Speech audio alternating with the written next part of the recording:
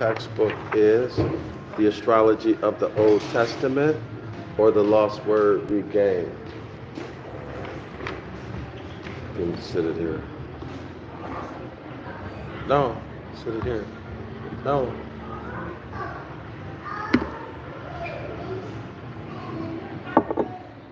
Thank you.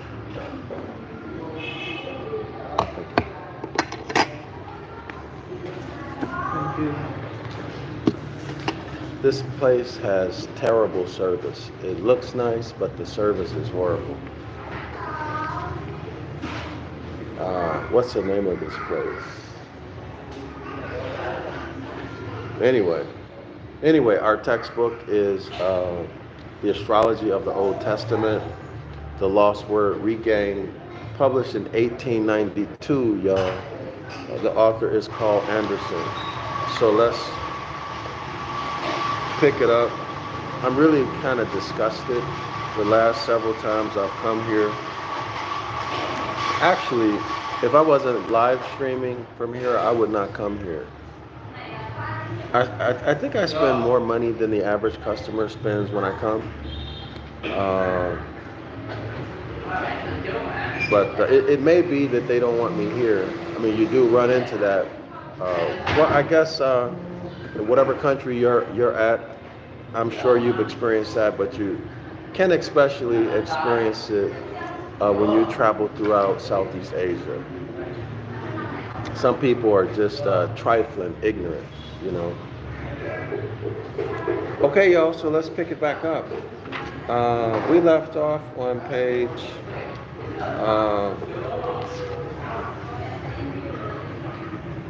last class we went over these images. Okay, we're not going to go into them except for what's in the text for now. I'm going to do some follow-up research, all right? But anyway, let's pick it up on page 63. Page 63. We have another image. Okay, so take a look at the image. Y'all pause this on the replay. So take a look at this image, this illustration. So let's go through it. Before we go through it, let me show you the food I have. This is typical in Vietnam. So you get a plate full of basically leaves, lettuce. They call it salad. This is very plain. Actually, this is kind of terrible compared to how this is served in other places. This wait staff should be, or their kitchen should be ashamed. And oh shoot. And anyway, these are vegetarian spring rolls. Hold on. Am I? And it's all cold. Hold on. Am I? Well, when I find someplace else, I'm not coming back here.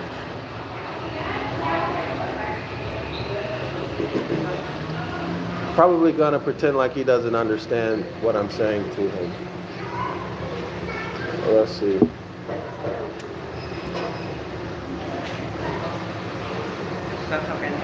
You served me cold food. These are cold. All cold? Yeah, it's all cold. Why would you serve me that? And the coconut juice is not cold. It's cold. It's not cold. And this is cold. Yeah, sorry.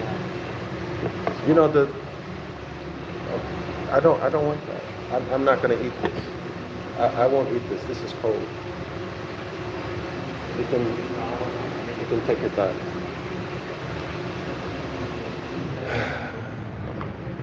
So now, I probably made an enemy.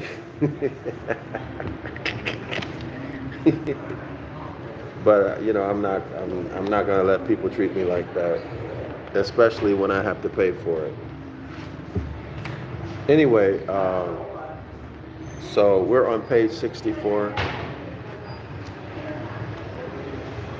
Page 63 rather. So let's begin. Page 63, let's begin. Excuse me. Am I? Excuse me.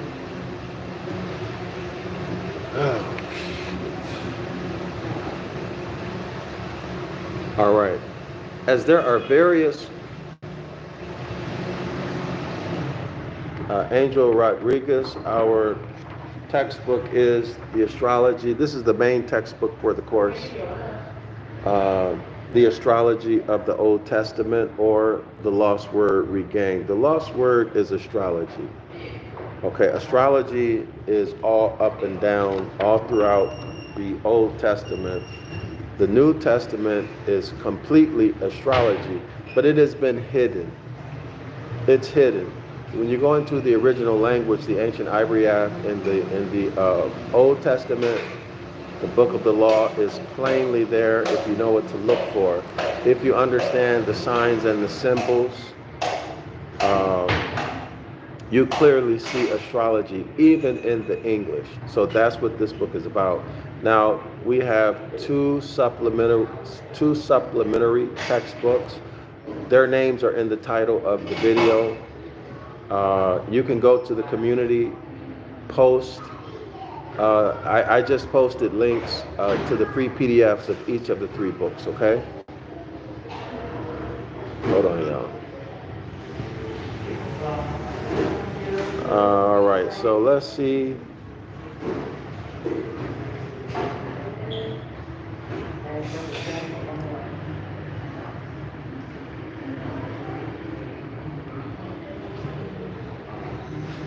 Just cancel the order. I don't want it.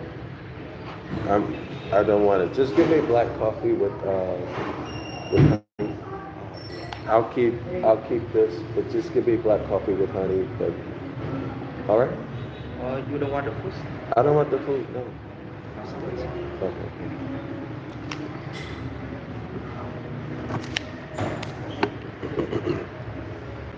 Okay, y'all. Page 63.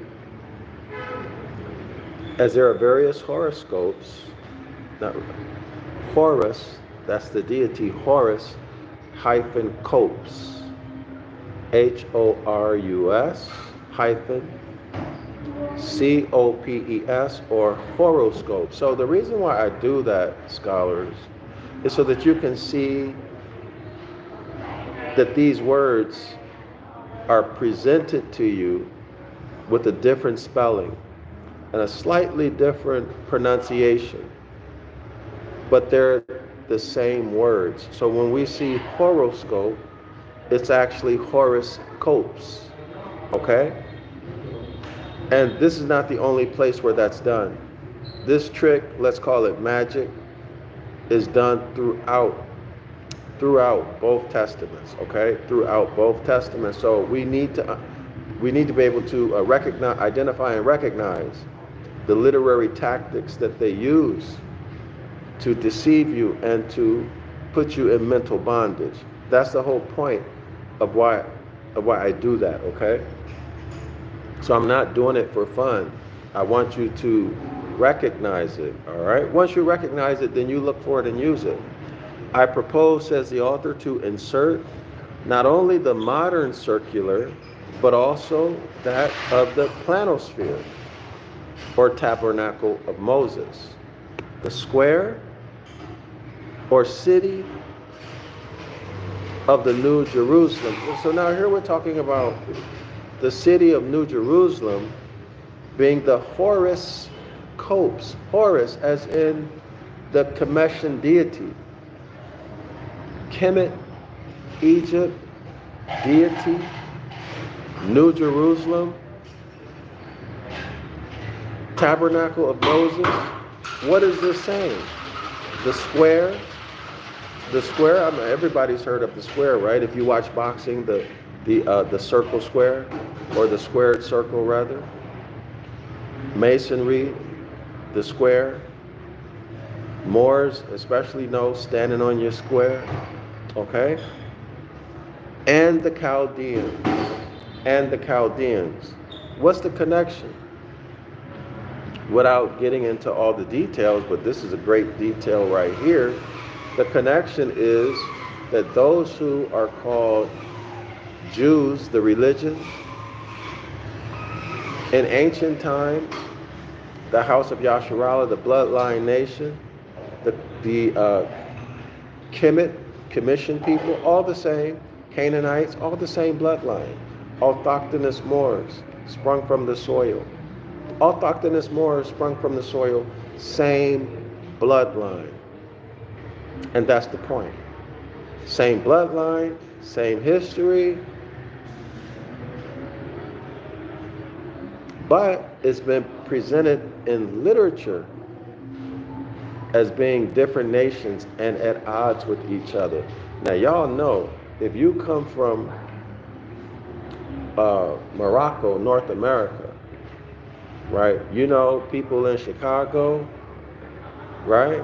People in Detroit, people in Cleveland, people from the Dirty South. I don't know if they still say the Dirty South, but they used to say the Dirty South.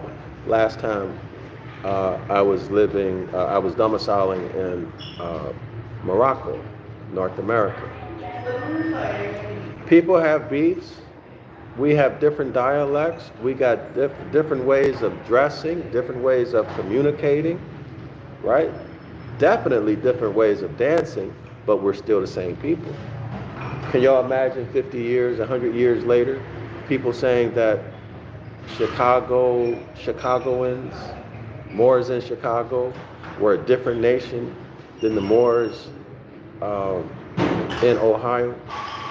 The Moors in Illinois are a different nation than the Moors in the South. Well, just expand that. And that's pretty much what they did. Divide and conquer. Okay? Divide and conquer. We're all the same bloodline. Period.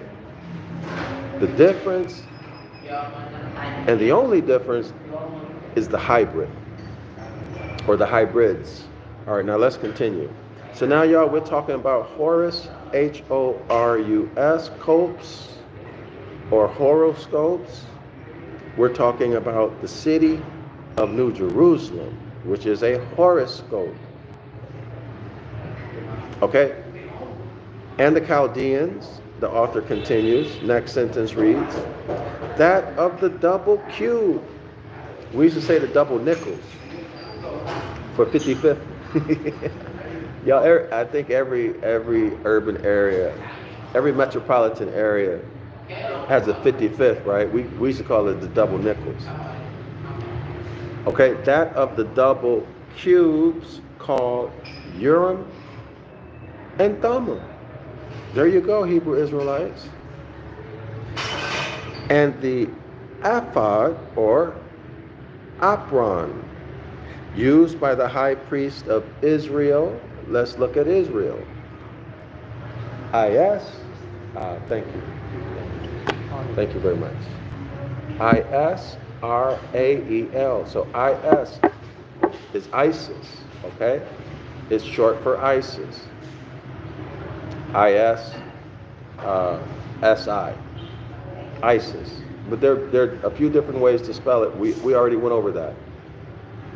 And then Ra, as in rays of the sun, as in Amun-Ra, the solar deity, right?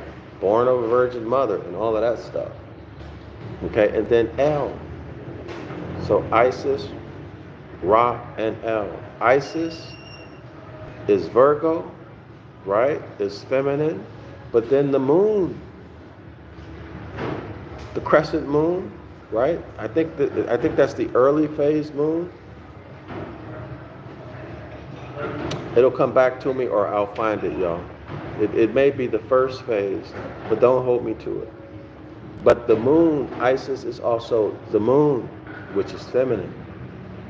Ra, which is masculine, which is the sun, the rays of the sun. And then El, which is Saturn, the planet Saturn.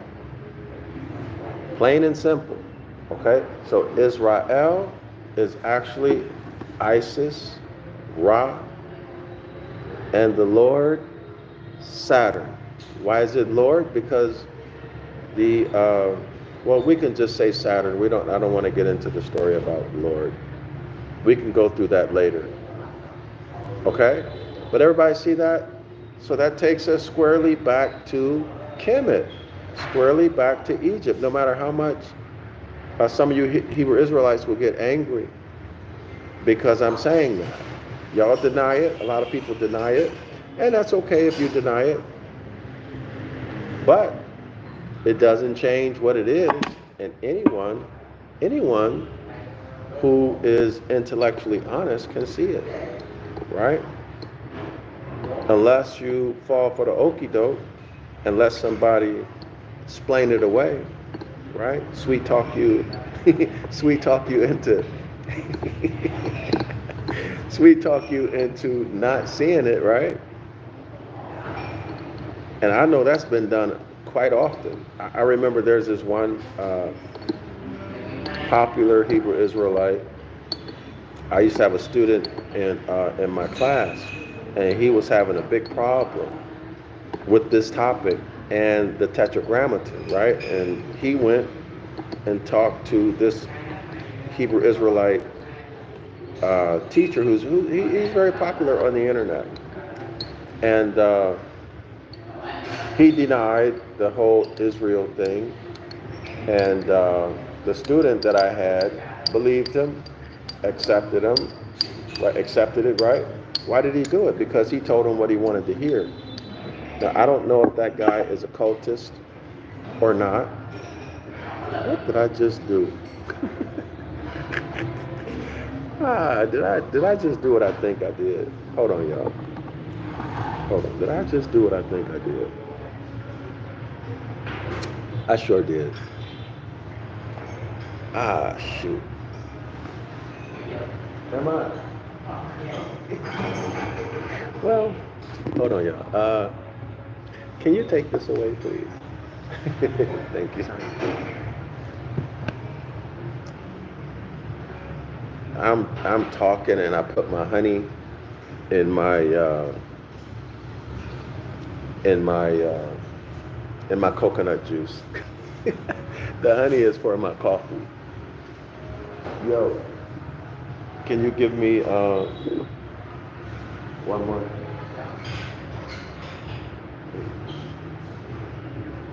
Last time I broke a glass, they made me pay for it. It's tacky, but that's Asia, yo. Can I have one more? Okay, y'all. But the point is that we are in so-called Israel. We're in Israel, but yet we see Kemet everywhere on the scene. We're in Israel, but we see Kemet hidden in the language. But isn't it true, y'all? Isn't this true? That culture is embedded in the language? Isn't that true? See, that's undeniable. It's undeniable.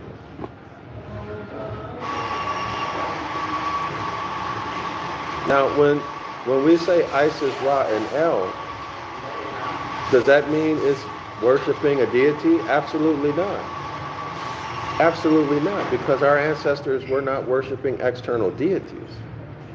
Thanks, man. I appreciate that. Absolutely not. Our ancestors didn't worship external deities in ancient times. That's a new phenomenon. Okay, that's a new phenomenon. And I'm gonna share something else with y'all. Who's to say? And I'm speculating, right? But when we think and we do analysis, we need to speculate. Okay, nothing wrong with There's nothing wrong with asking questions. That's called critical thinking. Okay. But here's what I'm thinking. What if Israel is a name that they just made up? They just made it up and hid the real name. Or what if they just carved out a section of the culture, a section of the For example, let's say in Al Morocco, they carved out Ohio, New York, all the way down to the dirty South. Just carved it out and then gave it a name. And just gave it a name. And presented it like they're a different nation of people. When in fact, we're one nation of people. Okay? And then they wrote a story. To exaggerate or to create a difference. All right? So for example, maybe you've been beefing with your boys. Or maybe you and your boys been beefing with another group or crew or set in a different area than where you live at. Right? And then somebody comes in and exaggerates that beef. I mean, who knows what could happen? Or maybe there's no beef at all. Y'all know what happens in what is it called? WWE or WWF? Y'all know what happens in the hip-hop music scene, what they were doing in the 90s? Remember how they created all of that conflict and fighting? All of this stuff could be made up. I don't know, I wasn't there. But it's at least something we should entertain, right? We can explore it. Okay, some of you Moors out there can take this topic up and research it out. And I'm not talking about just finding articles or papers or books. Okay, I'm not talking about that. Because if you do that, you're gonna get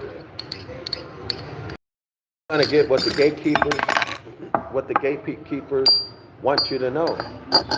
All right? That's why they have peer-reviewed articles. The peer review is to maintain power over the narrative, over the story.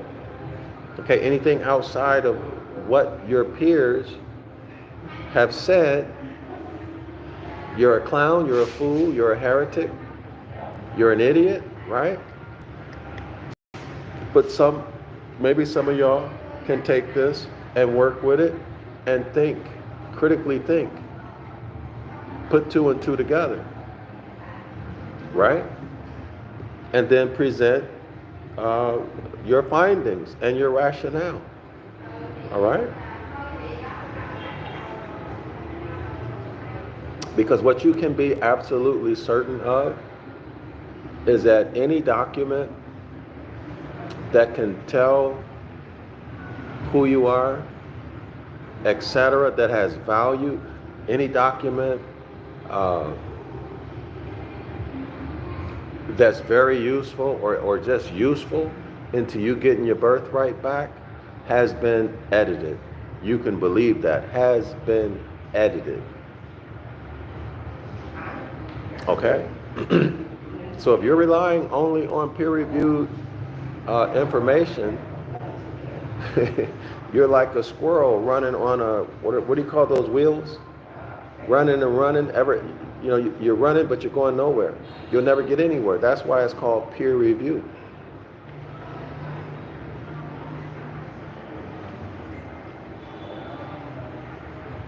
Are there going to be some authors who wrote significant works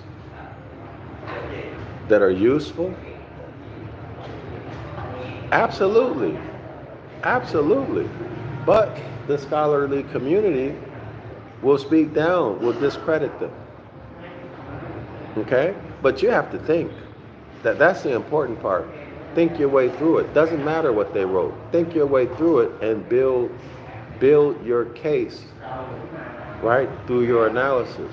Whatever evidence, and then you can't even believe the evidence, right? Because they make stuff up. Anyway, let's keep it going.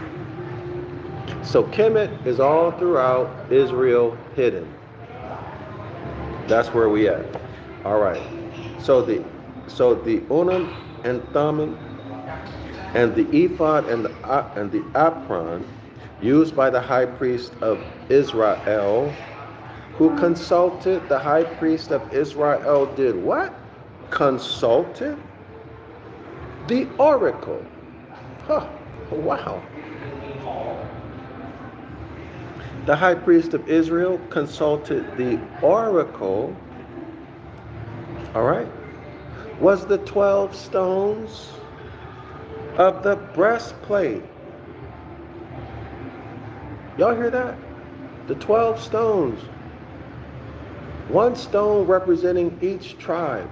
One precious stone or semi-precious stone representing each of the 12 tribes is a planisphere of the zodiac.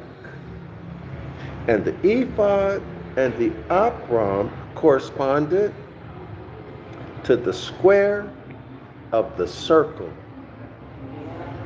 and the orbits of the planetary system. Y'all got that? The ephod and the apron corresponded to the square of the circle. Is the circle they're talking about, is that the Maserat? The brazen serpent is the ecliptic. Are they talking about the Maserat? The Zodiac? And the orbits of the planetary system. So our ancestors recognized 7 planets, so there's 7 orbits.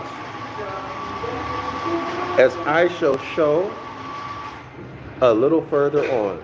So now even the breastplate is astrological. So before y'all start shutting down, start calling me a blasphemer.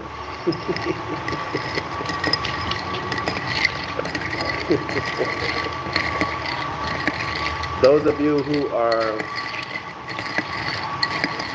capable to intellectually deal with this, stay with me. If you're feeling irritated and angry, you should go right now. Okay? Find another channel until you can deal with this.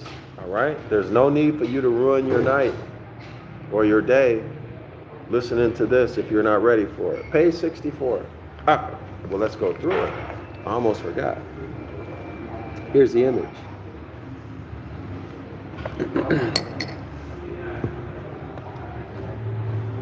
Quote unquote, 1,000 years are as a day in thy sight, O Lord, as the Escheat sun's apparent movement is from Aries through each sign of the zodiac in 1 year. So Aries is the first zodiac sign.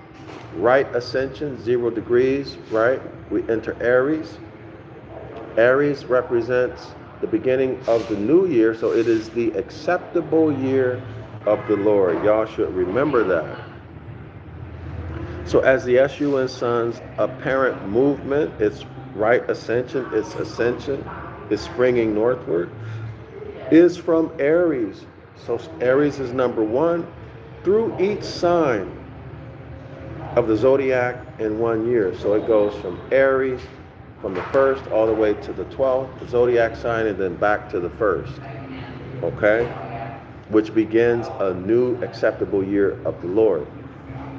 So the revolution of the earth, listen y'all, so the revolution of the earth causes it to pass through each sign every day. So the earth's revolution causes it to pass through each of the 12 zodiac signs every day. All right? And as the movements are forever, the movement is for non-stop. It's forever, ever, and ever, ever, ever.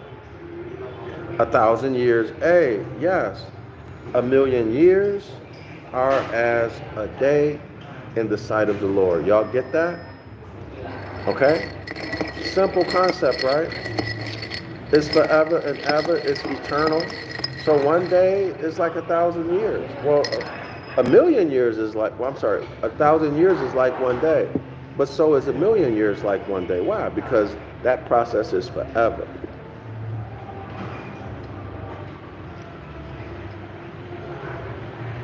Cheers. Hold on, y'all. Let me get this out of the way. I don't want to have to pay if it breaks. The tables are quite small here.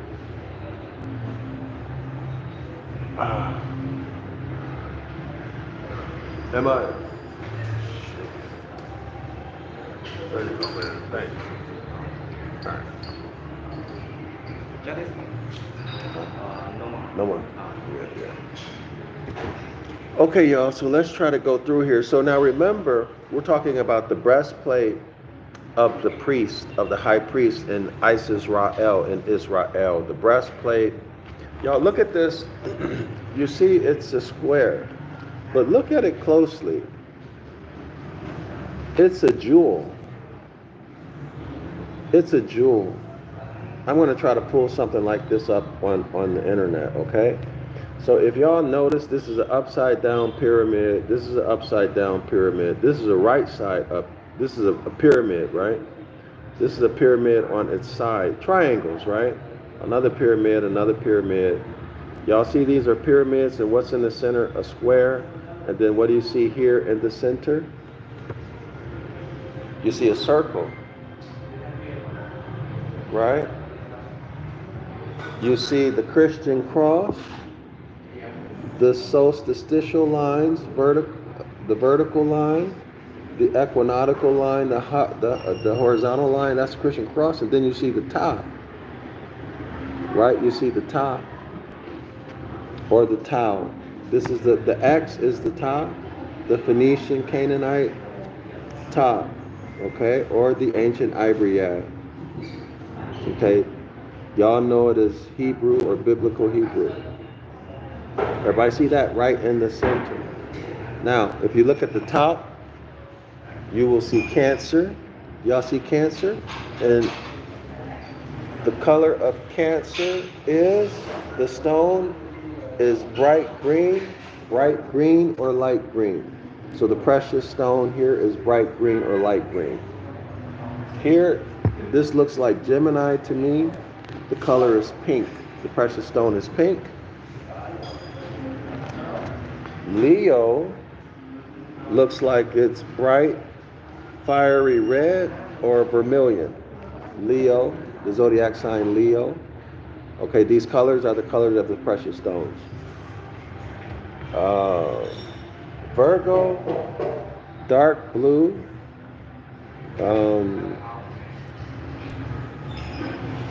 With white, it's a little bit difficult. It's smudged out, blurred. But y'all see it, that's Virgo. Okay? Now, let's go to Libra. Libra is dark blue or ultramarine. Here's Libra, take a look. Okay, y'all?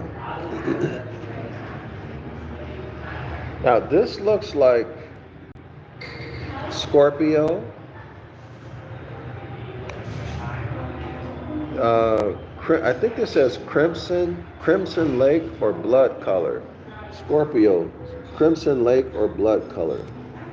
Maybe y'all can make that out better than I can.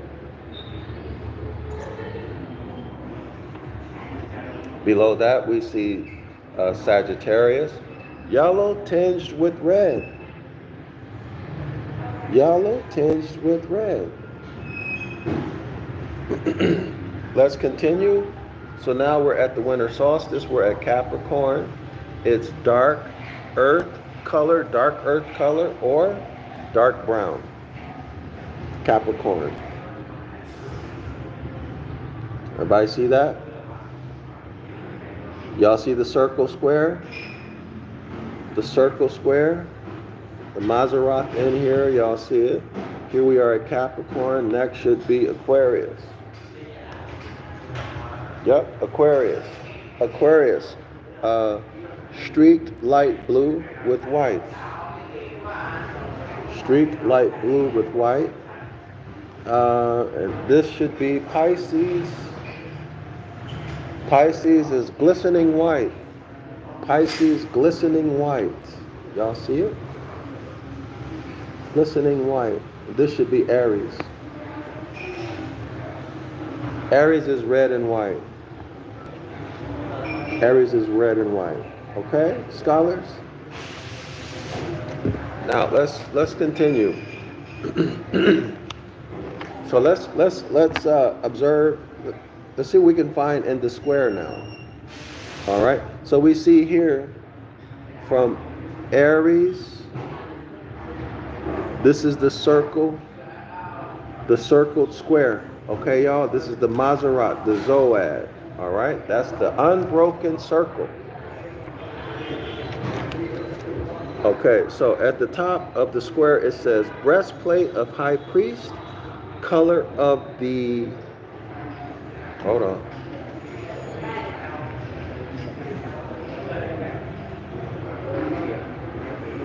I cannot tell what this says. Color of the, an astrological figure. I don't know what it says. I'm going to show it. Breastplate of high priest. Colors of the,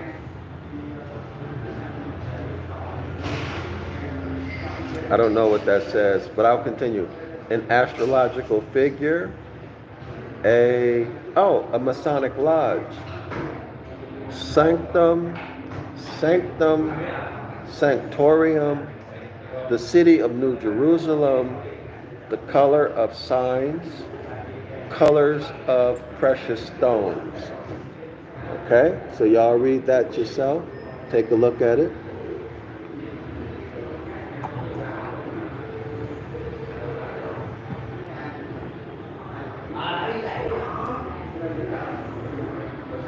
All right. So let's continue, page 64. As a matter of fact, let me see if I can find an image. Hold on. Well, let me go back to page 64. I'm going to do a Google search in a second. Page 64 reads, the 12 mansions or houses of the sun Son, quote unquote, in my Father's house are many mansions. Of course, that is a poor translation, right? I don't know if it's poor or deceptive. In my Father's house are many mansions. So how can you have, what's the difference between a house and a mansion? A mansion is a huge house. And a house is a house. A house is smaller than a mansion. If y'all ever paid attention to that. So I think a better translation, or according to Jordan Maxwell, the better translation is in my Father's abode, or in space, there are many mansions or many houses, okay? Mansions of the Zodiac.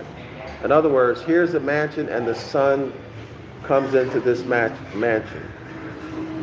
Okay, y'all? So it's not in it physically, it's just in front of it. Okay? All right.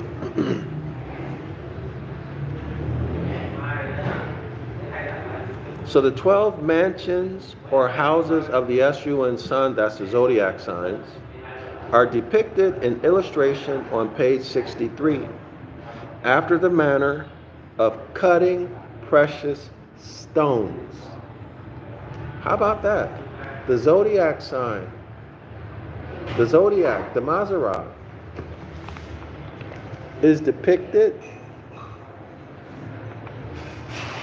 or you can apply it to a precious stone, the way this stone is cut. But let's keep reading. Let's let the author talk.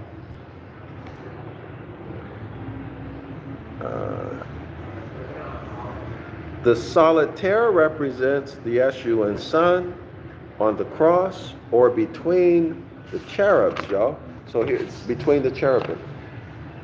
So the sun here is on the line. Y'all see the dot? Where all the lines intersect. This is the sun. This is God who dwelleth between the cherubim. The cherubim are the bull, Taurus, the lion, Leo, the eagle, Scorpio, and then the man, Aquarius. Okay, you can correlate that, or that is the four living creatures in Ezekiel chapter 1. It's actually Zodiac. Okay, y'all? So we're going to Google search Solitaire and see what we can find. So the Solitaire represents the SUN sun on the cross or between the cherubim, Taurus, Leo, Virgo, and Aquarius, or bull, lion, eagle, and man, okay? So there's a typo here. This is, the sign he has here is Virgo, but it should be Scorpio. This is the double cube or Solomon's temple. So the solitaire, the jewel cut, the solitaire represents the sun. This is Solomon's temple. Sol, Om, An. S-O-L, Sol, Latin for sun. Om, which is which is Sanskrit for sun. And then An, which is the Kemetic word for sun, which in Greek is the Heliopolis. So this is Solomon's temple. The tabernacle of Moses and the Masonic lodge room. The sun in the center, on the Tau, on the Ta, the ancient Phoenician, the ancient Ibaryath is Ta. The Ta cross, the Tau cross in Greek it's a T, like this. Okay, this is Greek, but we're not going to mess with Greek. We're going to stay with our ancestors. All right, the Ta cross or the X. Okay. So the tabernacle of Moses and the Masonic large room, the sun, the SUN sun in the center, on the Ta cross or X, shows the proper place for the altar or altar. Okay, we went through that maybe 3-4 classes ago, the meaning of altar and altar. Okay, it's always in the center. Isn't it interesting? I just thought of something. X marks the spot. Now we know a little bit more about where that may have come from and its significance. X marks the spot. Right?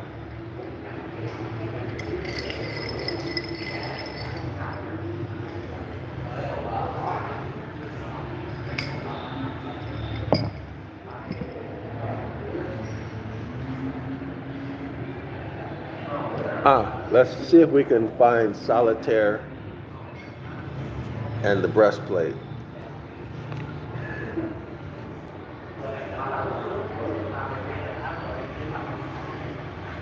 Give me 1 second.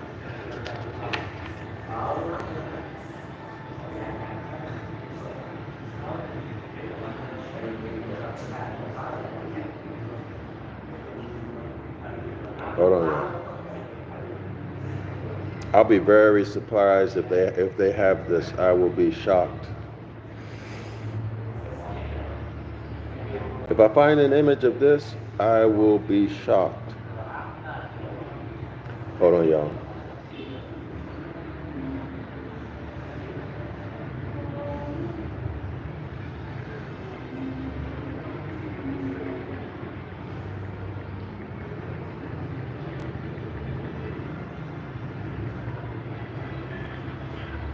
But let's see if we can find it. So let's see. So I see some images.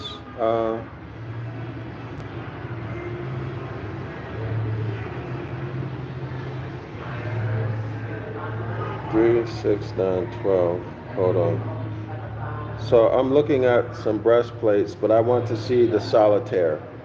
And none of these are solitaire.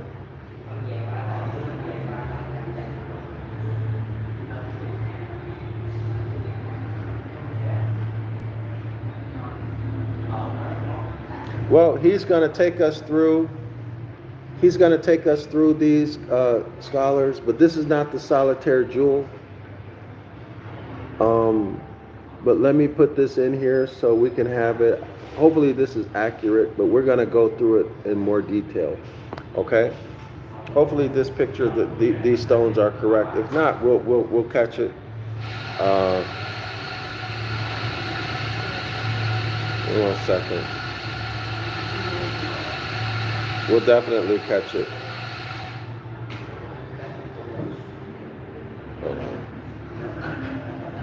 Here we go. So we will definitely see. Okay. But I'm going to look a little bit more for the solitaire. Actually, I would love to see the stone. Let me see. Solitaire.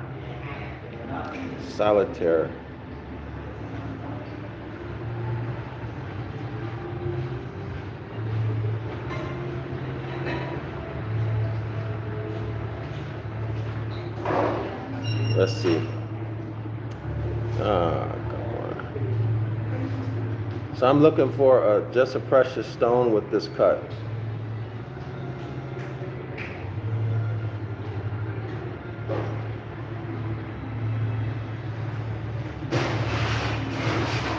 Is this it? Okay. So hopefully we can find a better one. But y'all see the square in the middle, right? Y'all see the square? Maybe I'll tilt it. Do y'all see the square? And look in the center. Look in the center. Do y'all see the triangles? Okay, let's see if we can find a better one. Oops.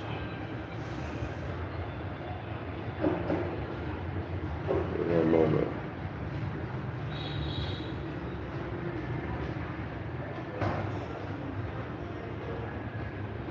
Let's see if this one's better.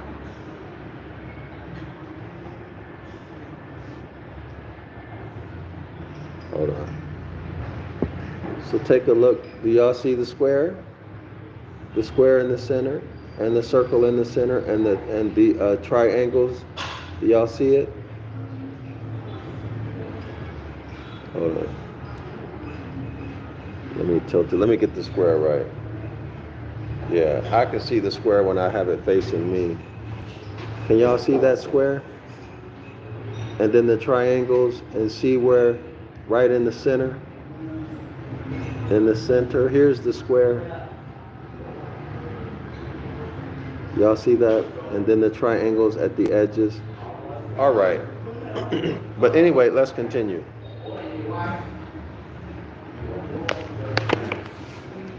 So let's take another look at it. So here's Cancer, summer solstice, Capricorn, winter solstice. Here's Aries, vernal or spring equinox. Here's Libra, which is the fall or autumn equinox. So there is your Christian cross, right? And here's Taurus. Where is Taurus? Where's Leo? Oh, Taurus, Leo. Where is, I'm looking at it backwards, y'all. Where? So Taurus, Leo. Here's Aquarius. Where's Scorpio, y'all? Hold on. Scorpio here. So Scorpio, and then Aquarius. So Taurus, Leo, Scorpio, Aquarius. Okay, that's the tie. The Phoenician Hebrew, Phoenician Canaanite, Ancient Ibaryath Ta. Okay, the Greek Tau. Okay, y'all. So all the lines converge here. This is the same solitaire stone we looked at. This is the square. Remember, y'all. This is the brilliancy where all those lines converge. Let me see if we can. Hold on.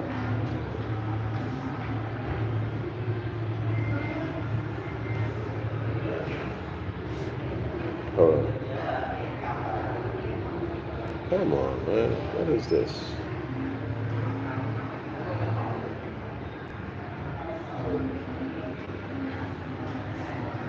Y'all see how the lines are converging? Y'all see the square? And then how everything converges in the center here? Can y'all see that?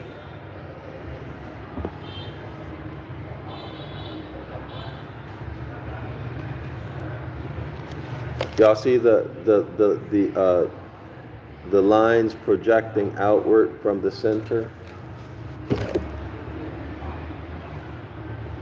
And the lines projecting out from the center here? Or they're coming together, converging in the center, but y'all see it, okay? So that's what that's supposed to be, okay? So the squared circle, the Maserat, the squared circle. All right, now let's continue. Page 65. Wow, we're moving through this book quickly. Okay, first paragraph, page 65. The figure on page 64 is the cubic stone of masonry. So let's Google search cubic stone of Mercury.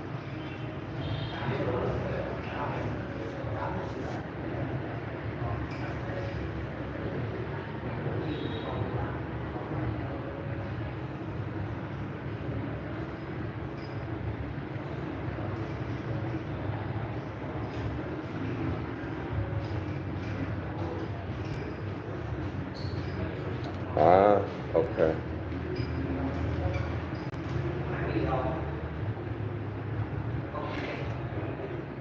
Hold on.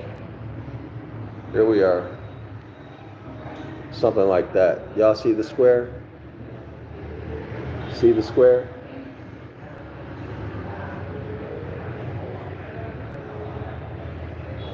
Oops. Cubic stone of Mercury. Let me see if there's a better one.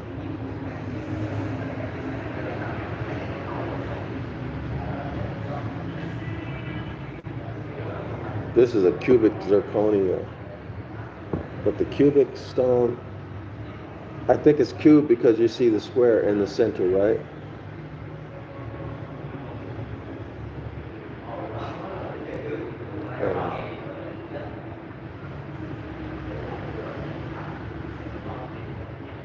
I think this is a drawing, but you clearly see the cube in the center, right? Y'all see the square in the center? So the cubic stone of Mercury, the cubic stone of masonry. Y'all can see the triangles and everything else, right?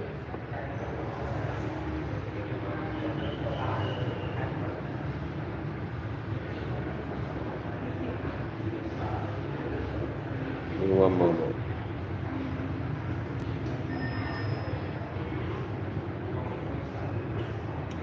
Cubic stone of Mercury, of masonry rather.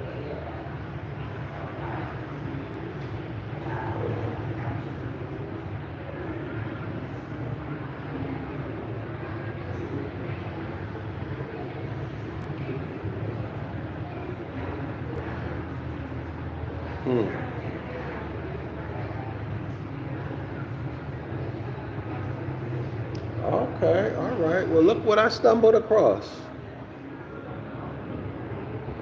Take a look at that. Y'all read what it says here. Read the caption at the bottom. Here's the image again.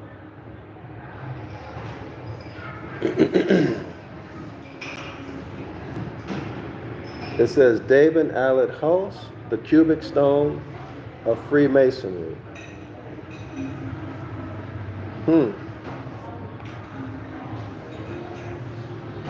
Let's see if we can get a better image.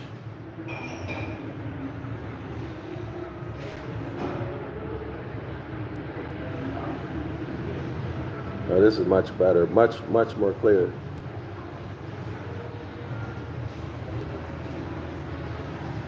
Hold on. Y'all take a look at this.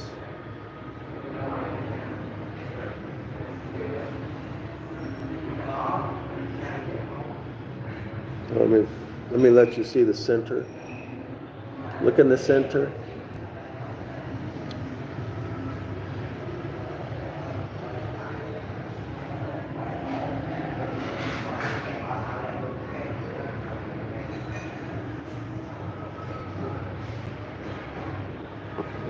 The cubic stone of Freemasonry.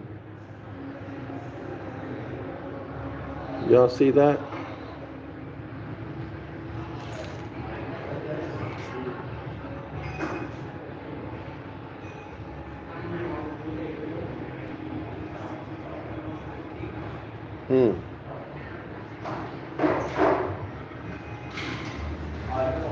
Let's see. Hold on.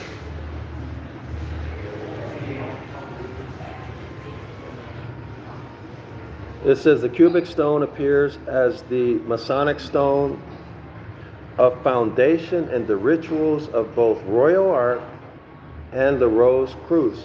So the Rose Cruce, y'all, is the circle with the Ta and the Christian cross, where God dwells between the cherubim.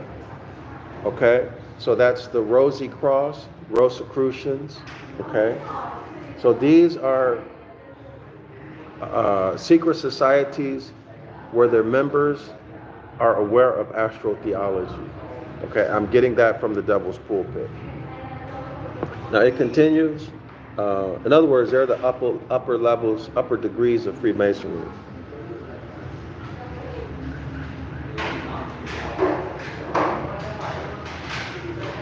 Among other, well, there it is. Among other high degrees of Freemasonry, well, there it is. This cube was secretly inscribed with the four-lettered name of God, YHWH, and y'all should already know, if you follow my work, the tetragrammaton, tetra means four, the four pictographs, the four letters, aten, aton, right back in Kemet, the deity Aten, Aton, all right? Right back in ancient Kemet. Masonic lore relates the Old Testament history concerning this perfect cube-shaped stone. On it, Adam is said to have made his first offering, so on and so forth. So I'm going to skip that. Let's see what else we can find, y'all. This is very interesting. Hold on. Give me 1 second.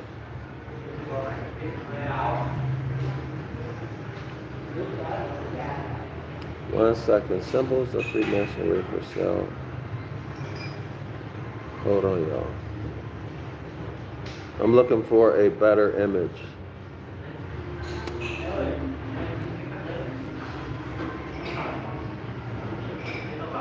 And that's all they have.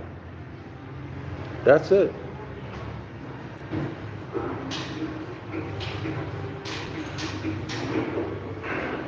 Hold on. One moment.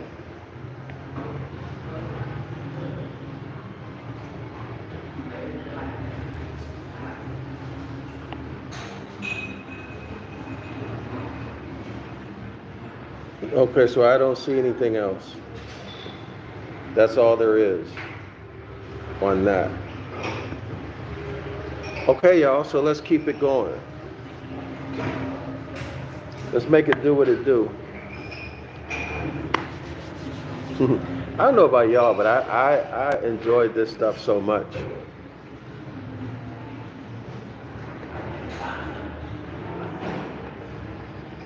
And actually, the honey in the coconut water, coconut juice, is actually quite good. It's actually very good. I just discovered something. I'm going to do that again. Okay, y'all, so let's keep going. Where am I? Hold on, I'm on the wrong. Am I on the right page? Ah, okay, yeah. So the figure on page 64 is the cubic stone of Freemasonry and the city of New or Celestial Jerusalem, instituted by Moses to correct the movement of the sun into the sign Aries. Make the connection. Why would Moses need to correct anything? Listen.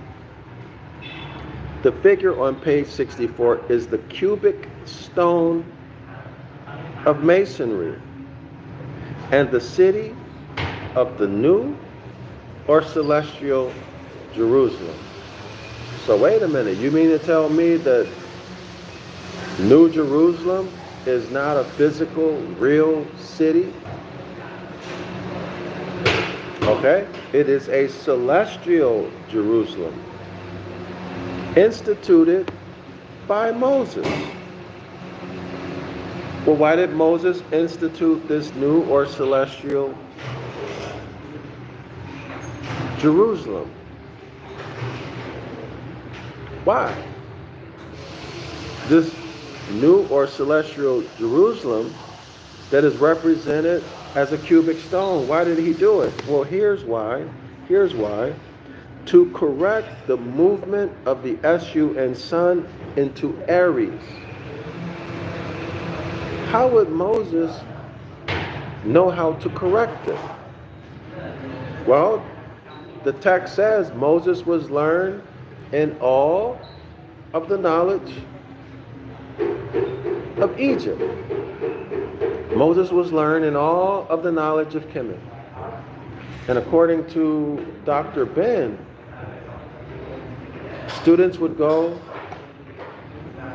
they would begin their education, I think at age 7, and they finish at like age 40 or 47 or something like that. I don't remember the exact age, but that's according to Dr. Ben.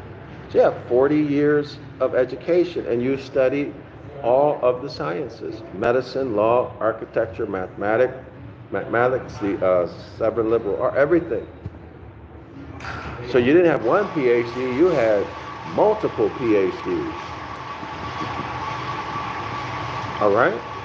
So Moses had the knowledge and technical ability to do this.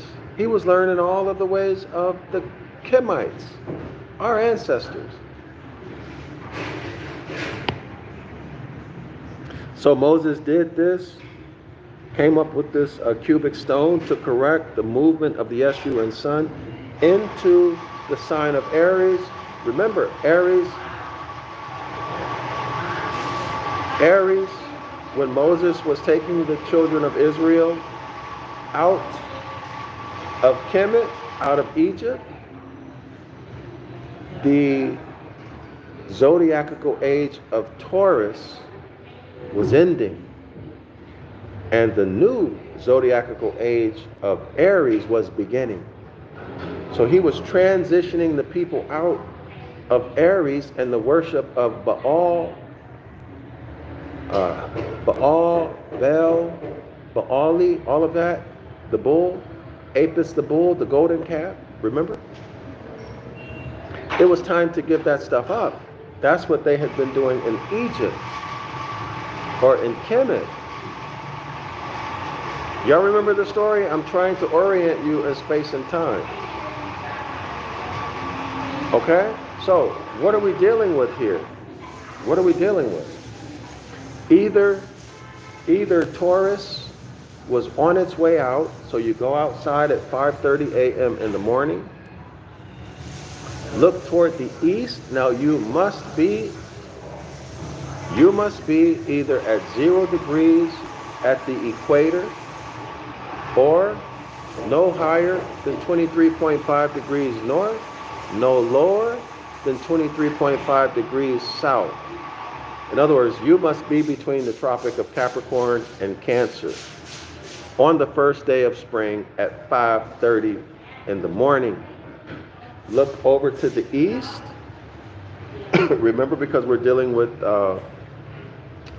due east. Look over to the east, right above the horizon. You either saw one of two things: Taurus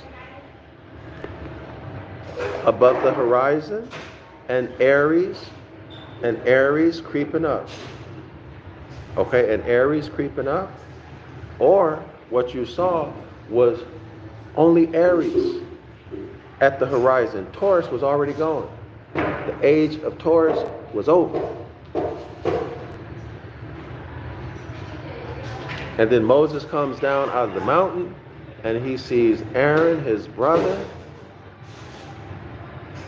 and the people having made a golden calf. Why golden? Gold because the sun is gold. A calf because the people, according to the story, because the people wanted to continue in the age, not worship, but they wanted to continue in the zodiacal age called Taurus.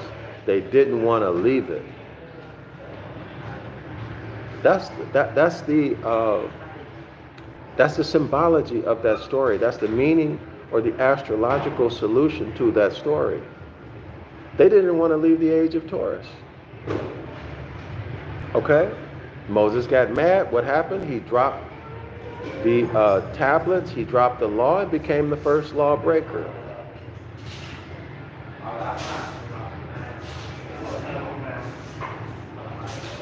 And that's where that expression comes from. Breaking the law. Okay? So now we set that up. Now let's continue. So Moses set up this cubic stone, this solitaire of masonry, which represents the city of the new or celestial Jerusalem. Moses set it up to correct the movement of the SUN sun into the sign Aries, which, owing to the precision or the precession of the equinoxes, it had made from Taurus previous to the exodus of the Hebrews or Israelites from Egypt. That's what we just discussed.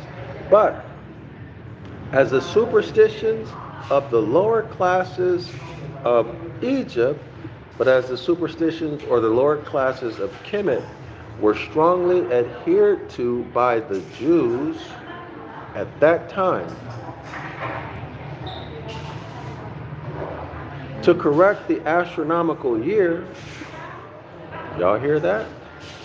To correct the astronomical year and to do away with the sign of the bull or Tau or Baal or Bel, in which the right ascension, the RA, right ascension, had been so long calculated. In other words, spring in the last zodiacal age began in Taurus. Okay, spring, the acceptable year of the Lord began in Taurus. That's the right ascension. Okay, so due to the precession of the equinoxes, you know, the zodiacal age are going backward. Okay, instead of forward, it's going backward. This is what the author is talking about. Okay. So now let's continue. Moses utterly destroyed the molten calf, the golden calf. Listen. This is the astrological solution to that story. And substituted the everlasting symbol of the brazen serpent or the ecliptic. All right? The brazen serpent is the ecliptic, the apparent path of the sun when you're standing on earth. All right? So Moses utterly destroyed the molten calf and substituted the everlasting symbol of the brazen serpent or the ecliptic, that his followers, that the ancient Israelites might no more substitute the circle of animals, but acknowledge only the spiritual God. So what is this saying? The people would no longer have a problem with wanting to leave a zodiacal age. In other words, they wouldn't repeat the same mistake. Okay? That's all it's saying. So when Aries is over, give up the shofar. All right? When Pisces is over, give up the fish. Okay? That's what it's saying.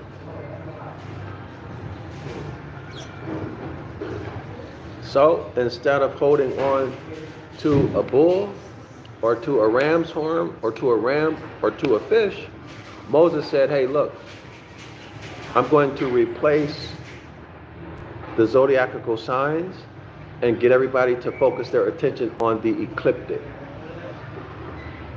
And the ecliptic is at a 23.5 degree angle to Earth's equator, or to the celestial equator.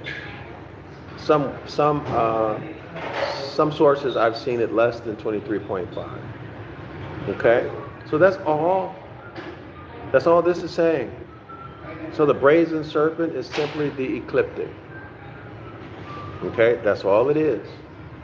And that's the astrological solution to that part of the story, of the biblical story. And he says, but only acknowledge the spiritual God. Okay, that absolutely means nothing. The spiritual God, what does that mean? Is he using the Hermetic meaning of spiritual, meaning the essence of something, that if you take it away, it's no longer that? The essence of life? Is he talking about breath? And when you get into this God, especially capital G-O-D, that is a disaster for you Christians and Hebrew Israelites, because God is Ceres, the dog star, or the Ceres constellation, the canine constellation, spelled backward. Dog is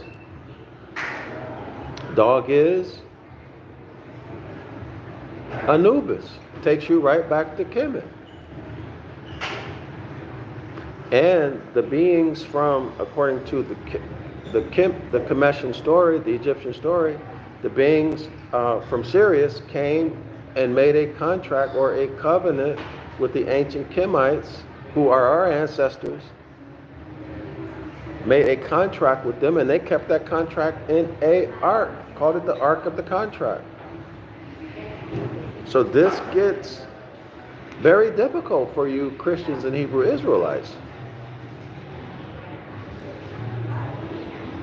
But you should study it. You should research it out before you come to any type of decision. Study it out for yourself.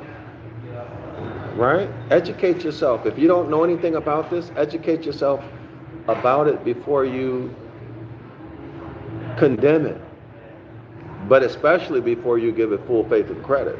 Okay, we don't give out full faith and credit like candy anymore. I hope everyone agrees with me on that. The high priest then used the square figure for the schemes of heaven, or horoscopes. In other words, a written depiction of the heavens. That's all it is. And this quote-unquote white stone, or cube, worn by Masonic bodies, is of the same origin. So if you see a Mason wearing a white cube,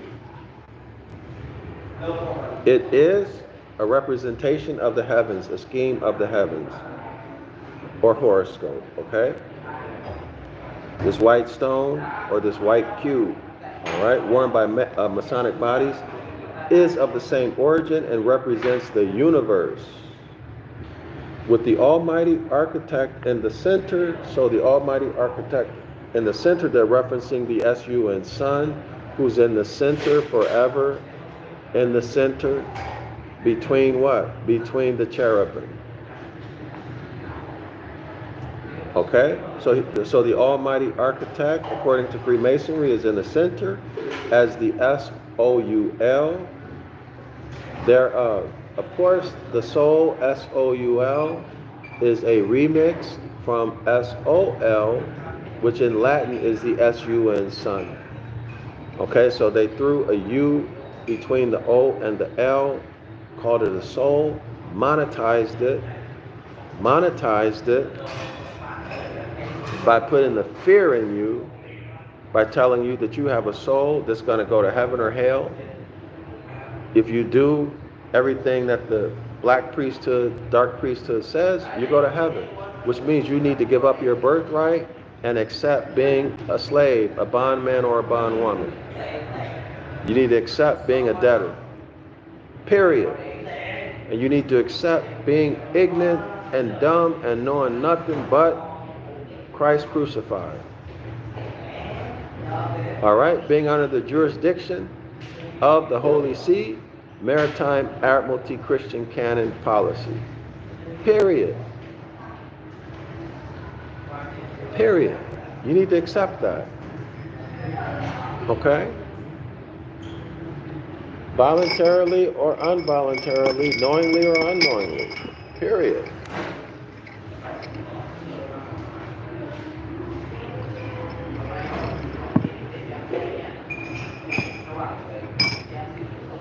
I lost my thought. It was something else I was going to say.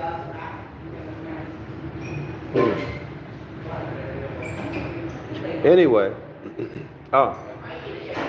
so then when a man or woman expires in the flesh, the exact configuration of the heavenly bodies, y'all remember we went over this maybe 2-3 weeks ago?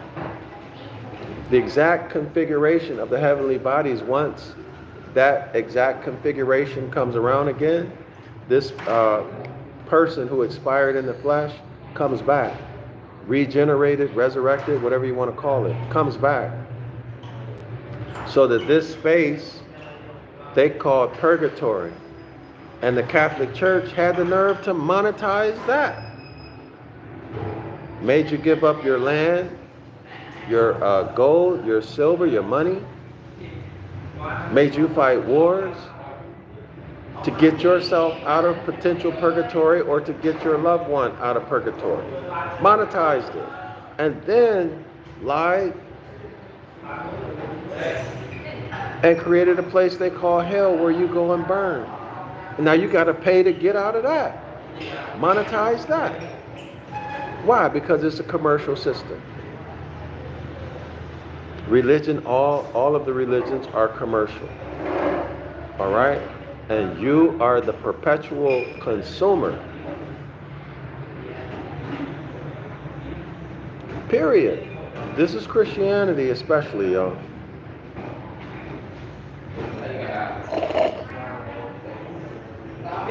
Now let's continue. According to the different signs, so as to agree with the circle, they are placed 3 on the east, 3 on the south, 3 on the west, and 3 on the north. So that's 4 times 3 is 12. Now how would that have worked out according to our ancient ancestors who only recognized 10 signs? Virgo, Libra, and Scorpio were one, called Virgo Scorpio. How does that work out now? So did they make this stuff up? Did the modern Freemasons make this up? You know, we'll see, right? We'll see as we go. And as the sun never goes north of the ecliptic, in north latitude, so the north is always at the bottom of the figure and represents the midnight and winter and the end of all things and the place of darkness and under the earth. See Job, quote unquote, darkness come out of the north. I need to read that again. Give me 1 second.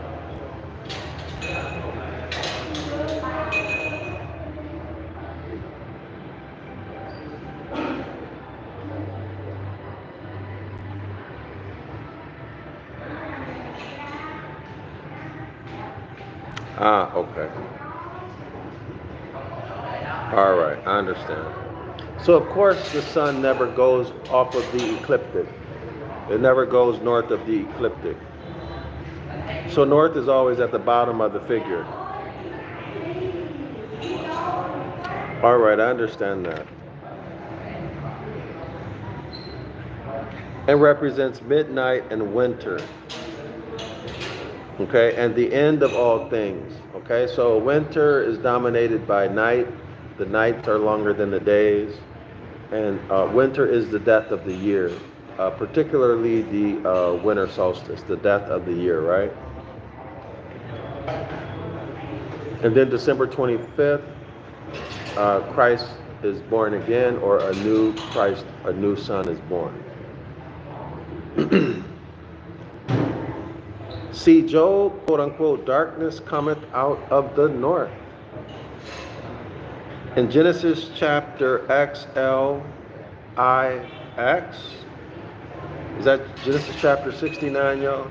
I keep, let me look. I keep forgetting to look this up. Hold on.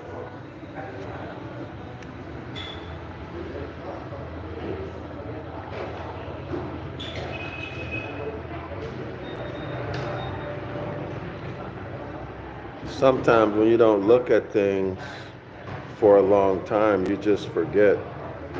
Okay, yeah, I was right. So I remember. I remember correctly. X is 50. I'm sorry, not X, but L. L is 50. So y'all take a look. So we have this.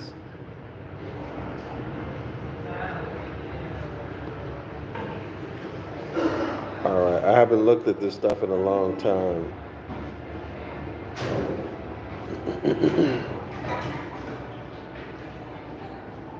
But when I'm studying and writing, of course, I'm looking at this every day, so I remember. But when I'm not studying and writing, it ain't at the top of my mind because I don't need to use it. Okay, now let's continue. Where are we? In Genesis chapter XLIX, Jacob blesses his sons, or rather, the priest of Isis. Yes, Jacob blesses the priest of Isis, the priest of the moon, who are his sons. Now y'all know that the Israelites, so-called, in history, were worshiping the moon. That's how the story goes, right? They were moon worshipers. That's how the story goes. So Jacob's son were priests of Isis, priest of the moon. Now, of course, I'm not saying that the nation worshiped the moon. I'm not saying that at all. What I would say is that our ancestors studied the moon. We observed it, studied it, we honored it, and studied it. But the Jews, the religious people, the dark priesthood definitely got people to start worshiping the moon. Okay? Absolutely.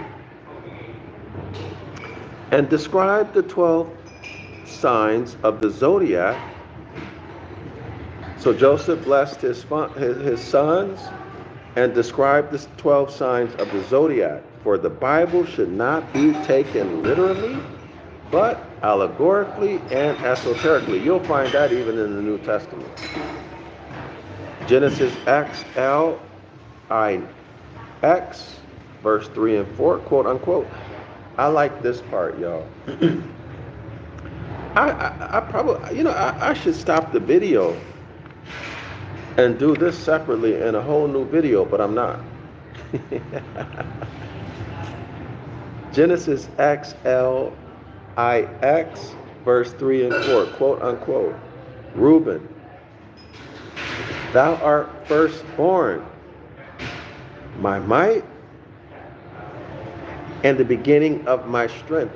Scholar, do you see the astrology in that?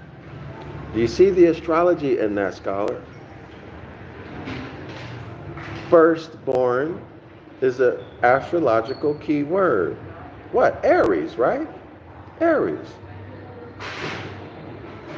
The beginning of my strength. Well, what's the beginning of? Well, wait a minute.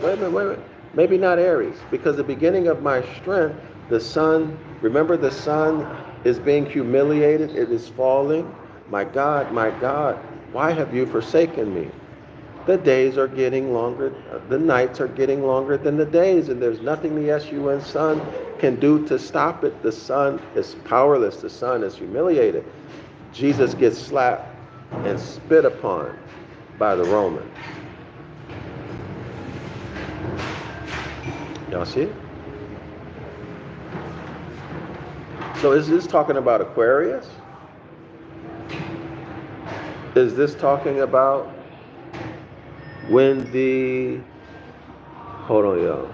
Is this talking about when the sun begins to spring northward? When the sun on December 25th finally springs northward a full 1 degree on December 25, exactly at midnight? End of December 24, beginning of December 25? The sun is regaining, that's the beginning of his energy? Well, let's see. Or is it talking about Aries, which is the beginning of the year, of the natural year? Because it says firstborn, first zodiac sign. Well, let's see. All right, let's see. The verse continues. Unstable as water. Thou shalt not excel. Unstable as water. Is that melting ice? Is that flowing water? Because thou wentest up to thy father's bed, then defiled thou it. Okay, so let's continue. Let's go to the text now. The author is going to give us the meaning.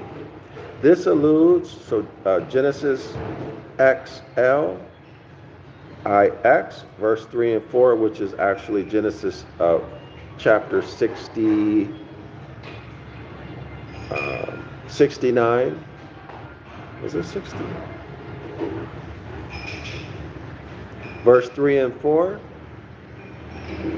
alludes to Aquarius, the zodiac sign Aquarius, or quote unquote, the head of the man. The month of January, the beginning of the strength of the SUN sun. Also to the January thaw, quote unquote, unstable as water. So the ice is the ice is thawing out, the ice is melting. Running in rivulets, quote unquote, defiling the pure snow or sheets of the SUN sun's wintry bed,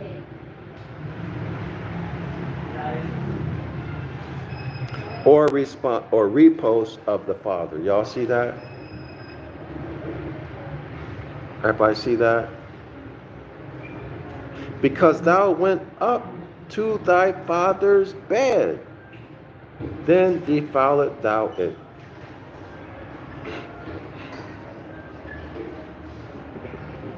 Verse 5, quote unquote, Simeon and Levi are brethren. So anytime you hear brethren or any relationship between two people who have some type of duty or obligation, responsibility to anyone, think or suspect Gemini. Okay, this signifies Gemini, the twins. Verse 9, quote unquote, Judah is a lion's whelp. Well, lion that gives it up, that's Leo. Okay, so this signifies the sign Leo. Verse 13, quote unquote, Zebulun shall be for an haven of ships, end quote. Well, that's Libra, or Libra, the ship sign, or Ark, A-R-C, or A-R-K, Ark. Y'all got that? Ark of the Covenant, justice, right? 12 hours of daylight, 12 hours of night. Libra. Fall equinox, okay? And that's during what? Right at the covenant of grace, right? The harvest. Okay? Verse 14, quote unquote, Ischasar is a strong ass. Now, when you hear strong ass, my mind goes straight to Sagittarius, half man, half horse. But let's see, we have to go through the whole thing. Where am I? Ischasar is a strong ass, couching down between two burdens. And Taurus the bull, a bull of course is an ox or heifer, the beast used in many Eastern countries for working purposes. Okay, so Taurus is obvious, the bull. Verse 16, Dan shall judge his people as one of the tribes of Israel, end quote, i.e., shall be one of the fixed signs. Dan shall be one of the fixed signs. Verse 17, quote unquote, Dan shall be a serpent by the way. So, if my memory serves me correctly, Scorpio, well, let me not say, because I don't remember actually. Dan shall be a serpent by the way, an adder in the path that biteth the horse's heel. So, okay, maybe Scorpio is the snake. And he bites Sagittarius, half man, half horse's heel. So that his rider shall fall backwards. Then is Scorpio, or the scorpion, or serpent, and alludes to that constellation which is placed next to the centaur, or armed horseman, or Sagittarius, which falleth backward into the winter solstice of Capricorn. Verse 19, quote unquote, Gad, a play on the word dag, or fish sign. So, fish, I'm thinking Pisces right now. Gad, G-A-D, a play on the word dag, D-A-G.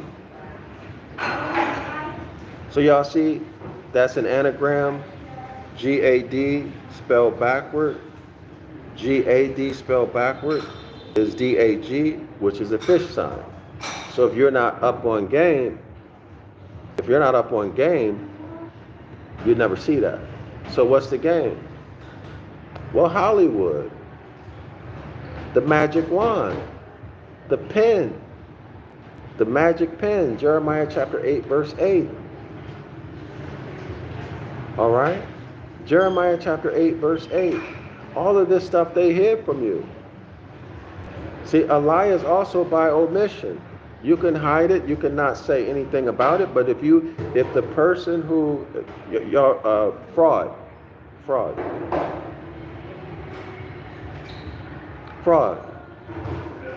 Yeah, we have a right to know these things. And if you put yourself in the position to dispense the information and you hide it, that's fraud. Or you fail to tell some information that a person has a right to know or that would affect their decisions or thinking, that's fraud. All right, verse 19, Gad, a play on word or an anagram for dag, which is a fish or fish sign. Pisces, a truth shall come over him, but he shall overcome at the last. Pisces, yeah, I was right, the fish sign, from February 22nd to March 22nd, when the S-U-N sun overcomes the winter and crosses the line and enters Aries. Verse 20, quote, Asher, his bread, as soon as you hear bread, you should think what? Virgo. Why? Because she has a corn and a wheat stalk in her hand. Asher, his bread shall be fat, and he shall yield royal dainties, end quote. This is the sign Virgo, the bread giver. Y'all see how these how these, no, just being familiar with just a little bit about the zodiac signs and knowing what keywords to watch out for can open up all of the text to you, even in English. You start to see astrology everywhere. And it's too much to be a coincidence because all of the solutions are tight. All of the solutions are tight. There's no mystery. There's no 2, 3, 4, whatever doctrines like in religion. Okay? Verse is just one solution. Verse 21. And by the way, these astrological solutions are not theological solutions where you have 2, 3, 4, 5, 6, 7 different doctrines. And you have the priests, the mores and moshes, pastors and imams talking about it's a mystery. Like the Trinity or the virgin birth. No, it's not like that. It's clear as day. Verse 21. Naphtali, a hind let loose. He giveth goodly words, is Capricorn, the goat, or December sign, which is the renewer of life. Right. The sun dies and is in hell for 3 days, right? The sun falling, crossing below the autumn equinoctial point, September 22nd. September 29, the sun sun, Jesus gets accompanied to hell, the deepest part of hell, by Michael the Archangel. And he's there for 3 days. And then on December 25th, 12 midnight, exactly the end of December 24th, a new son is born or Jesus is resurrected, comes out of hell. Okay? All right? So Capricorn, the goat, or December sign, which is a renewer of life. Life cycle, remember? Life, you know, the new growth, newborn, maturity, old age and decline, death, destruction, the decomposers break down the flesh, the vegetation, right? And then when the sun gets its power back and it starts to ascend to spring northward, Christ is reborn. Christ is born again on December 25th. Y'all see it? And then that whole cycle repeats itself. Okay? The giver of life, or the renewer of life, or a promise of good to come. Y'all hear that? Benjamin shall raven as a wolf.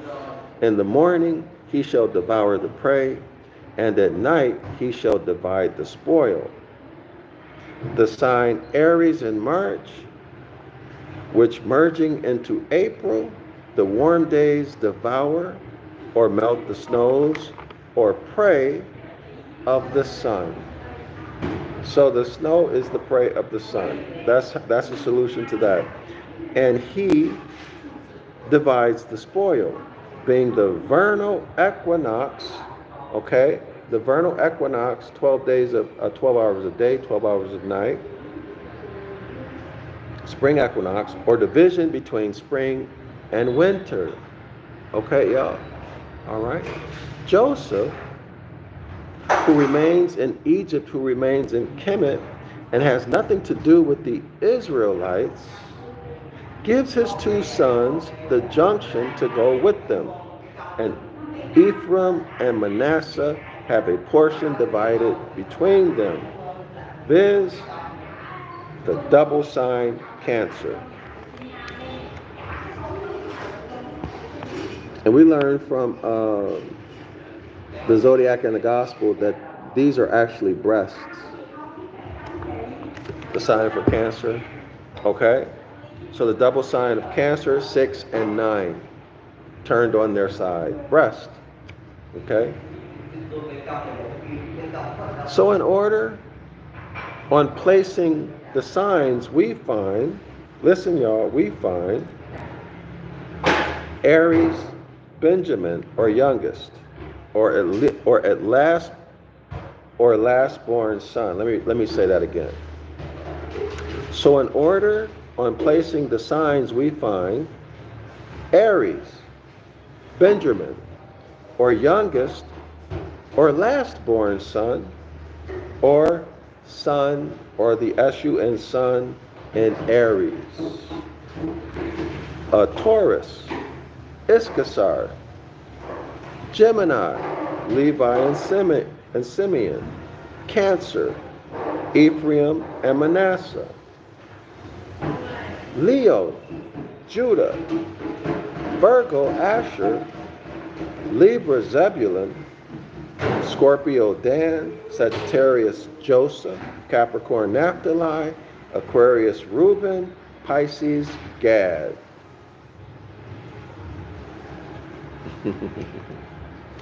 How long have we been going, y'all? So what do y'all think about this content? Talk to me. Have y'all heard this kind of content before? If you have you had it presented in its entirety before, or you only heard people talking about it? Okay? So here you're getting it straight out of the book. You don't have to worry about whether or not what someone is saying is actually what's in the book, because you hear me reading it. Okay? I think it's pretty cool, y'all. In the Oedipus Judaeus, Sir W. Drummond agrees with me that Aquarius is signified by Reuben and calls the sign Pisces the brethren, Simeon and Levi, in which I do not concur. Okay, so this Sir W. Drummond has a different point of view. I agree with the author because two brothers, Simeon and Levi, I think that's Gemini. Okay, for the reasons I said earlier. Let's continue. In which I do not concur with this Sir W. Drummond. The sign being rightly Gemini, I agree with the author. He agrees with the author that Leo was represented by Judah. He makes Capricorn to be represented by Zebulun. Okay, so the author has Libra being Zebulun. The practice of astrology, however, never deviates from Libra, the navel sign. Y'all know navel, the belly button, the navel sign, and equinoctial division, or the sun seeking rest or setting in the waters. And this I have verified many hundreds of times by nativities and honorary questions. Again, that's this Sir W. Drummond, makes Issachar to represent Cancer. What analogy the crab can have to bearing burdens, I cannot conceive. So this Sir W. Drummond's making the crab Issachar because Issachar bears burden. Well, that don't make sense to me either. How does a crab bear burdens? Astrological practice. So this Sir W. Drummond was probably a prominent person in astrology. As a matter of fact, I'm gonna try to find some of his books to see if I can get some more information on this. But he continues. Astrological practice gives the sign of the bull or ox as a sign ruled by Issachar. He makes Dan correctly to represent Scorpio, a fixed sign, and its emblem, the eagle, as the banner or standard of Dan. Gad he places representing Aries, quote unquote, Gad. a troop shall overcome him. A troop must be a double-bodied sign, and for reasons I have given for Gad representing Pisces, a school of fish, or a troop, or a congregation of many, and winter being overcome by March, which produces slush, likened to fish spawn, or menstrual for spring, or birth of year. I agree with him. All right? And then he has a sign, I don't recognize this sign. And as, which was the oldest of the planets. Hold on, y'all. I'm going to have to come back to that because I don't remember this sign. So considered, and the deity of ancient Israel, and here's the same sign, ruled over winter. Oh, that's Saturn. And as Saturn, which was the oldest of the planets, so considered, and the deity of ancient Israel, and Saturn ruled over winter. So yeah, that's true, y'all. Y'all know Judaism is basically Saturn worship. Pisces must be the sign. That's right, you Hebrew Israelites. Saturn worship, which is amply proved by astrological reading, as it signifies multiplicity. Moreover, it is the sign of the feet and toes, which are many, and our common or vulgar saying of quote-unquote gadding about or idly walking comes from this old astrological sign of Gad. Now, I agree with him, Pisces.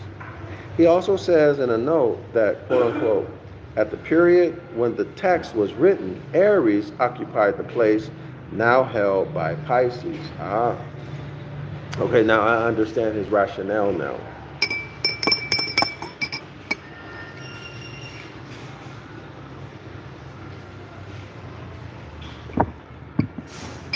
He's saying that when the Bible story was written, Aries was at where Pisces is. Okay?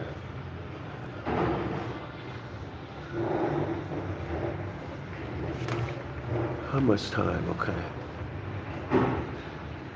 Asher, he writes, was Libra or the scales, quote unquote. Out of Asher his bread shall be fat. Evidently, a scale or balance has but little to do with bread. Now, I agree with that. But Virgo, or the Virgin, with her sheaf of wheat has, and in astrology, Virgo signifies a place where corn and food are stored, also a restaurant, orchard, garden. So anytime you hear those keywords or read those keywords in a text, and you suspect it has astrological meaning, or even when you see them, you should suspect astrological meaning, specifically Virgo. Okay, garden, orchard, restaurant, place where food is stored, place where corn is stored, wheat, okay? Therefore, Virgo properly belongs to Asher. I agree with them. Many others can be deduced by astrological practice. It says practice, right? Practice. That means practice. Practice means you're not perfect. It means you practice. You learn as you go.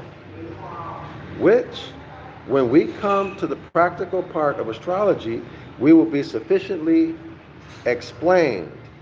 Our object being to present the esoteric definitions previous to the practical meanings of the signs. Okay, all right. And to show that the Bible is the best textbook of astrology in existence. And the word which dwelt amongst men. Y'all got that? And the word which dwelt amongst men was astrology. Again, in Deuteronomy X, I.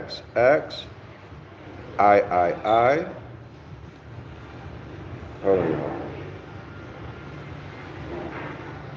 In Deuteronomy 33, interesting, right? Verse 24 and 25. 2 plus 4 is 6. Right? 2 plus 4 is 6. and 5 plus 2 is 7. So 33, 6, and 7. You can't make this stuff up. And what's 6 and 7, y'all? 6 plus 7 is 13. Perfect government. Quote unquote. Let Asher be blessed with children. Let him be acceptable to his brethren, and let him dip his foot in oil. Thy shoes shall be iron and brass, end quote.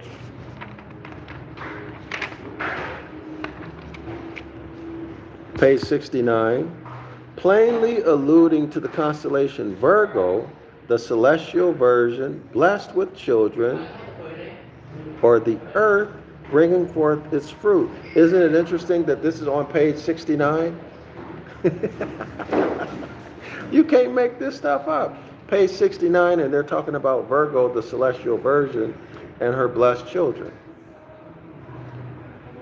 Y'all, this is numerology. This is coded. You can't make this stuff up. All of this so condensed together.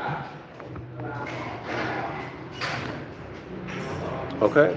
Or the earth bringing forth its fruit,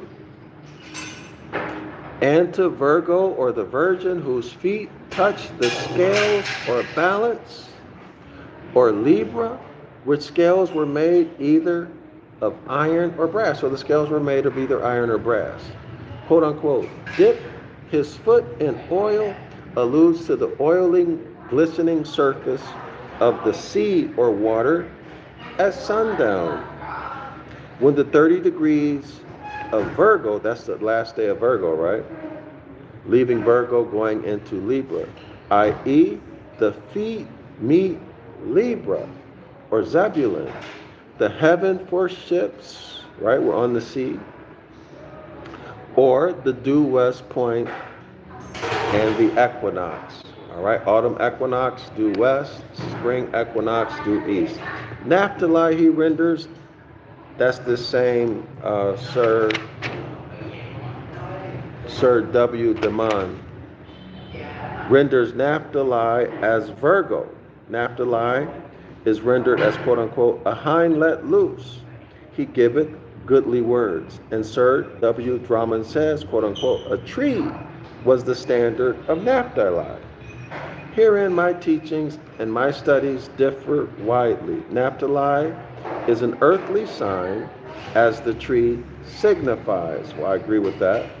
But not the earthly sign Virgo, but the earthly sign Capricorn.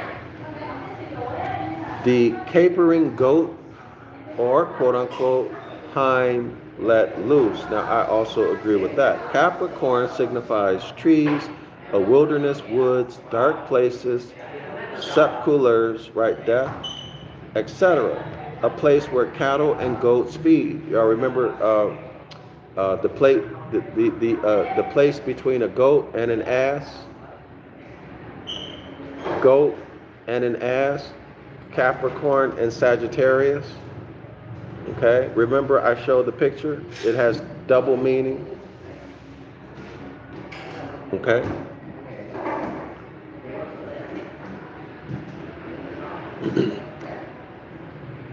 Literally a goat, one animal, and then an ass like a donkey, the second animal, or just one animal, a goat, and the goat's ass. Okay, I showed the images, what we found on Google. It's disgusting. All right, so a place where cattle and goats feed, stables, right, the place between the goat and an ass that we just talked about, Capricorn and Sagittarius, okay, stables, manure, heaps, and the winter solstice. Also the place where the New Year's Day commences, or the S-U-N sun rises from darkness of winter, giving promise of renewed life. Okay, December 21, 25 rather. And signifies in the Hebrew language in the ancient Ibaryath, the renewer of life. In this sign, the quote-unquote evergreen tree is all that is left to show life in nature. In the winter, y'all, the tree that's thriving and doing well is the evergreen tree. Hold on. Am I? Yeah. Let me pay it. The trees that are surviving and doing well in winter are the evergreen trees. Okay? In this sign, the evergreen tree is all that is left to show life in nature. Herein are the quote-unquote goodly words, and here is the tree, represented by no other sign. Again, the natural gas described in Maccabees and the quote-unquote stinking water, petroleum. Yeah, how much? It's 83. Okay, thanks, man.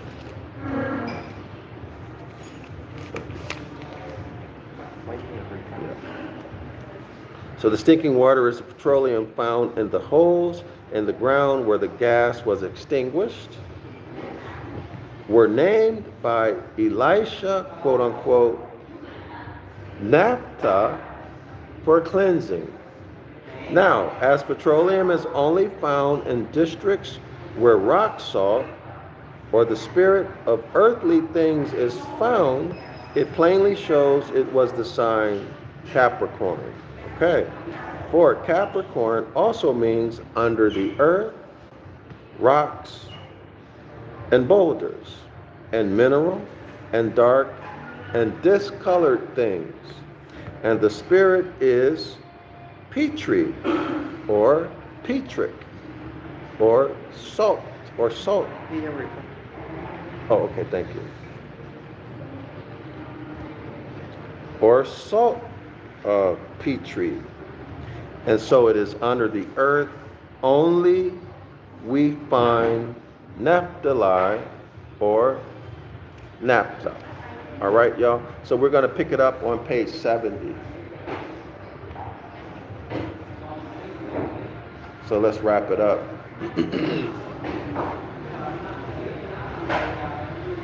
So we're going to deal with our wave sign in the next class. This will be fun.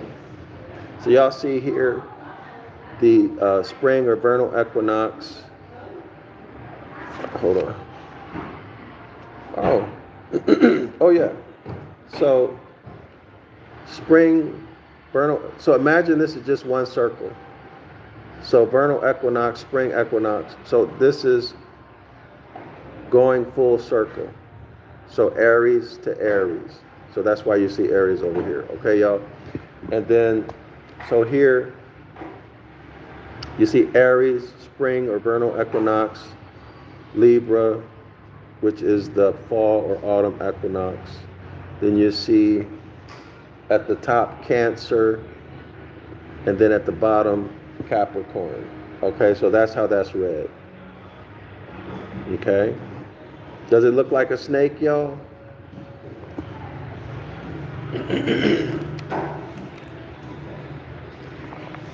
All right, y'all. So we're going to pick it back up at page 12. The links to the books are in the link to this book and our other books are in the community post. I put them there today. All right. So y'all can get the links, download them. But you could have got them on your own without me. Took me a while, y'all. I'm a busy fellow for sure. But I got it to you. So thanks for spending your time with me. I'm going to wrap it up. And I'll be back at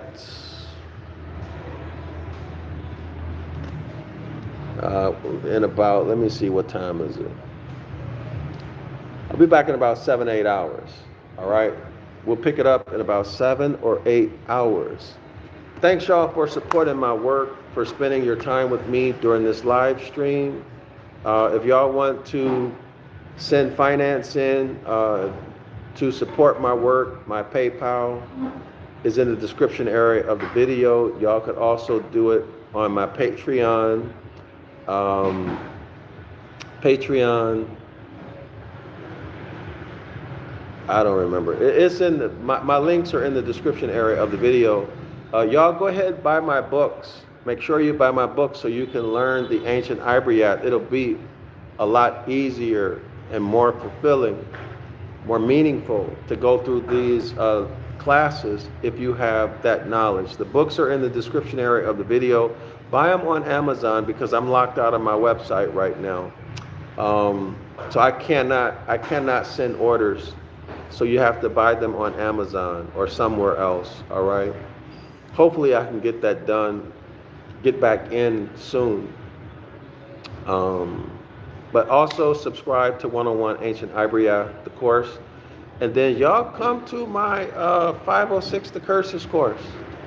Saturday, 10 a.m. Eastern Standard Time. You don't have to pay anything, so don't say you're not coming because of money.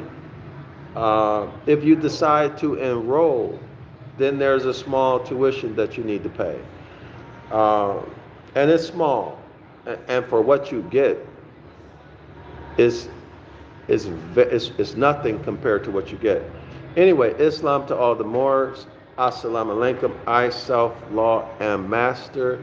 Shalom, y'all. I'll see y'all in about 6 or 7 hours.